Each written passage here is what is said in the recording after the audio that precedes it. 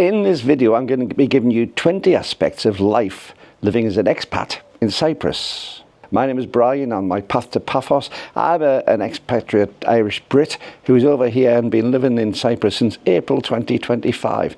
And I'm going to bring you 20 aspects that I've found of life, which is interesting as an expat. Some different to what we have in the UK, some you'll find very, very familiar. Now, at number one, it's the weather. We have over 300 days of sunshine in Cyprus, and we have generally pretty mild winters, but we can get some quite extreme summers. And that's really something to get your head around. It's so different to the UK, especially where I'm from in Cumbria, and where we used to have an awful lot of rain, we don't have much rain at all over here. So 300 days of wonderful sunshine like this. Temperatures can actually reach into the 40s, mid-40s in the summer, so you really have to be very careful. But even the winters tend to be very moderate, but it can get down below freezing at times, so you still will get some cold and wet weather, but nowhere near as much as in the UK. So that's number one. The weather. Number two is healthcare. The healthcare system over here is fantastic, and if you can get into the GESY system, GESY, that's their national healthcare system. But they've also got some private healthcare as well.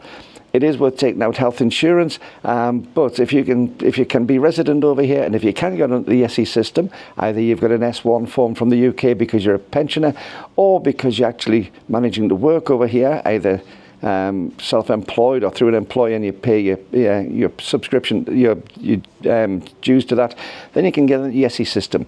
Generally, you'll find that waiting times compared to the UK are minuscule. If I want to go and see a doctor, I can see one on the same day. It's very, very simple. Nothing like what we're getting in the UK at the moment. So number two is certainly the healthcare system. Now, number three is the cost of living. I did a video recently on this, and you can find a link above to it. But generally, the cost of living over here is equal or maybe slightly cheaper than the UK on an overall basis. Yes, some things are more expensive. Yes, some things are cheaper, but generally the cost of living over here is slightly lower than the UK, in my opinion. And the more I'm getting used to it over here, the more that I'm realising the differences that we have on day-to-day things, especially on some of the foods and the fresh fruit and things like that. Although imported goods can be very, very expensive. So be careful what you buy and how you buy it. Number four, and again, I've done a video on this one, there's a link above, but it's driving over here. One of the things I said that you would be surprised by is how many similarities. Well, certainly the driving over here, although it's an EU country, it's actually, we drive on the left over here. It's very, very similar to driving in the UK. Majority of cars over here tend to be automatics, so it's easy driving. It's a small island and it's relatively straightforward, although the roads can be a little bit on the iffy side as you get out of the main towns. But generally the driving is good and it's easy for Brits coming over here.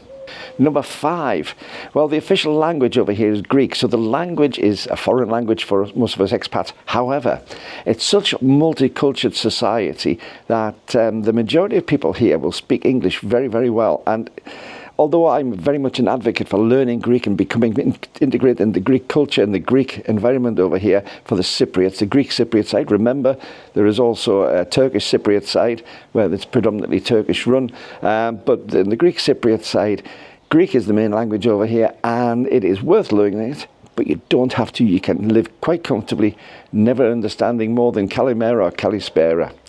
So Greek is the main language, but English is spoken widely. Shopping's straightforward. I get an awful lot of things that I see on Facebook. People panicking if they can get the shopping, if they can get some food to eat. Supermarkets are very, very common over here. They are well stocked, and they're stocked with a variety of stuff. You've got Papa Antonio, which is one of the main ones, Alpha Mega, and also Lidl. So if you're used to Lidl in the UK, as a plane goes overhead, then you've got no problem.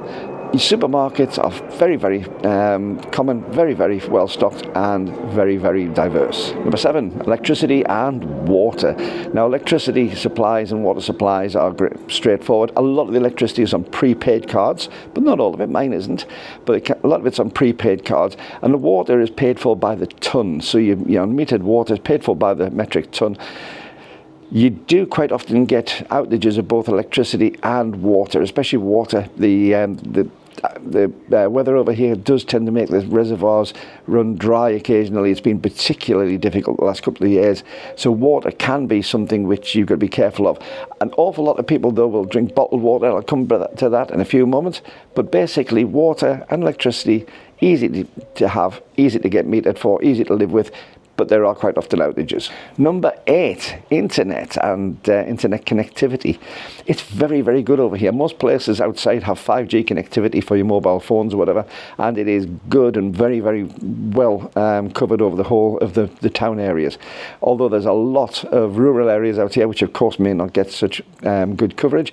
Insofar as internet in your home, speeds can vary, but generally there's fibre available for most places in the cities, and it's easy to get good internet connections. So internet, really good. Number 9 is property. Now, there's an awful lot of expats over here, either rent or buy. Very, very easy to get hold of, although property prices have really accelerated up in the last couple of years over here. It's got quite expensive in compared to what it used to be.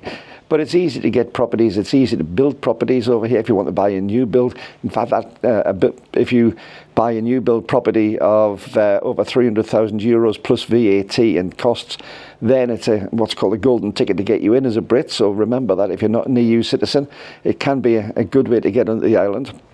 But basically, property, either for rent or for buy, is very, very straightforward and very easy. Although the bureaucracy around it, well, that can be frighteningly slow. Number 10, eating out. I love eating out over here. I find this really, really conducive to having a good social life. There are a lot of places with a lot of variety. It's not all Greek food over here. There's a huge variety of every sort of food from all over the world if you want to have a look around for it. But eating out is relatively inexpensive compared to the UK. I find it most places I go to are considerably cheaper, and also very, very conducive to having a relaxing time.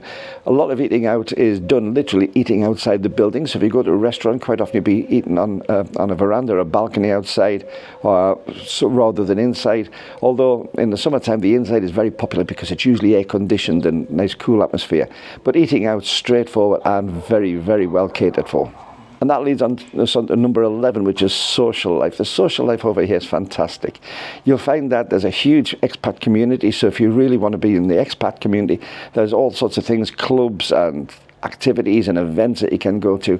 But if you're willing to integrate more into the culture over here, which I really recommend because it's very diverse and it's really exciting, then you'll find that the locals will give the opportunity. If a local comes up, if one of the Cypriots comes up and offers you to go somewhere for one of the special events, and there are plenty of special events that are hold, my advice is take it. Take the invitation.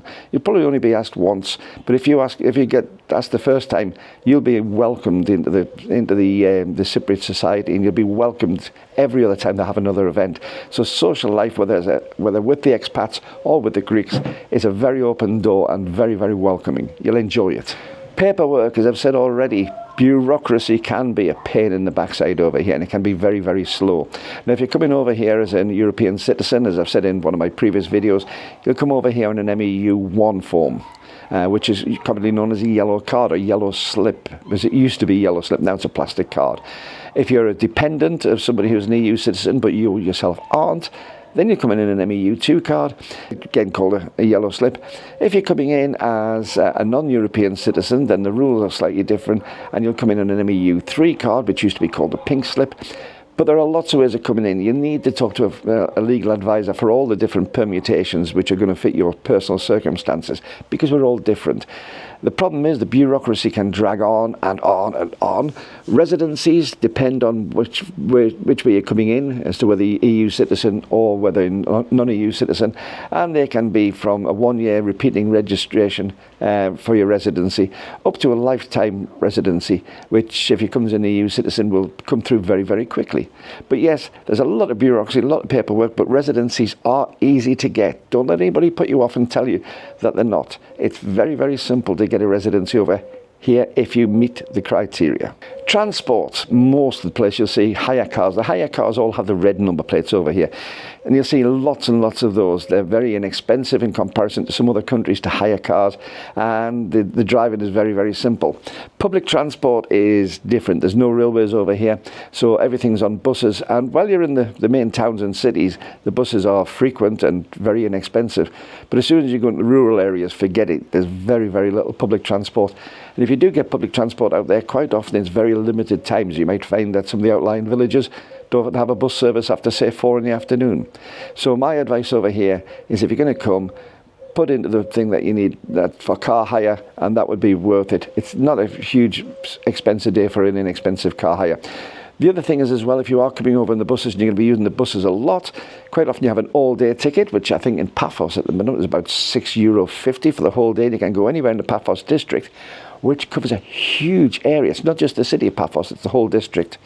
But also, if you're going to be going out regularly during the week, you can buy, so long as you have a photograph, bring your passport along to the Tomb of the King's office, but you can buy a travel card. For about €25, you'll get 7 days of unlimited public transport travel. Well worth it.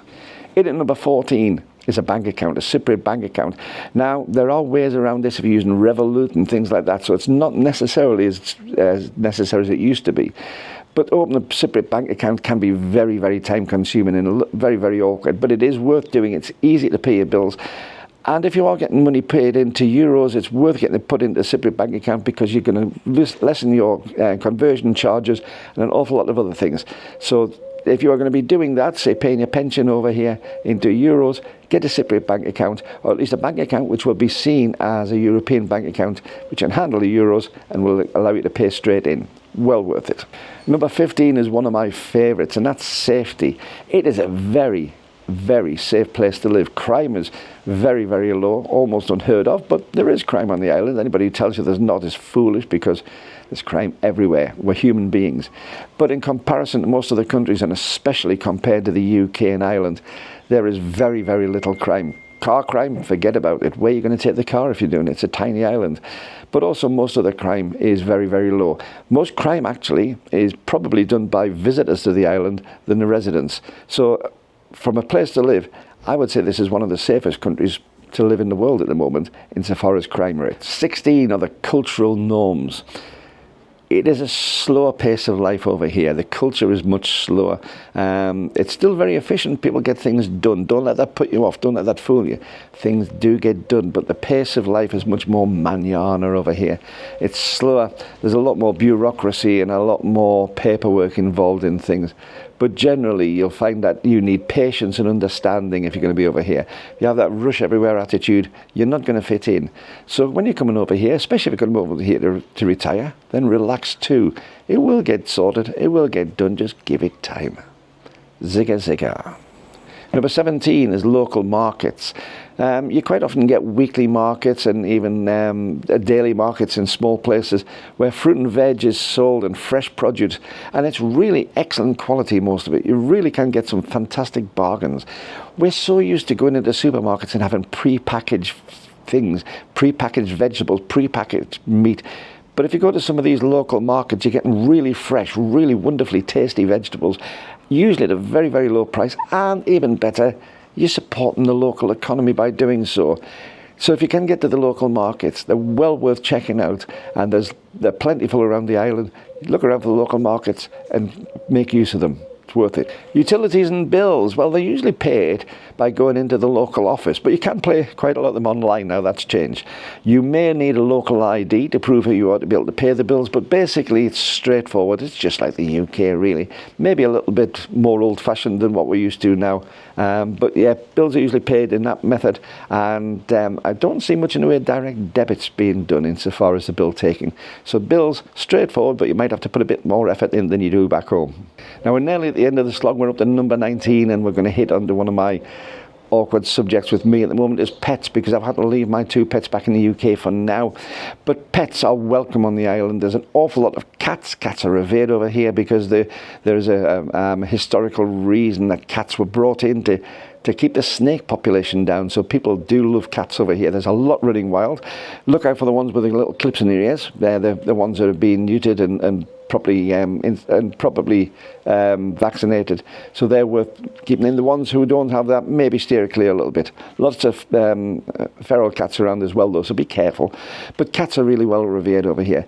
Very, very dog friendly place too, and there's a lot of dog friendly beaches over here if you look out for them. Some beaches are restricted from dogs, but most of the areas have at least one beach which is open for dog walking.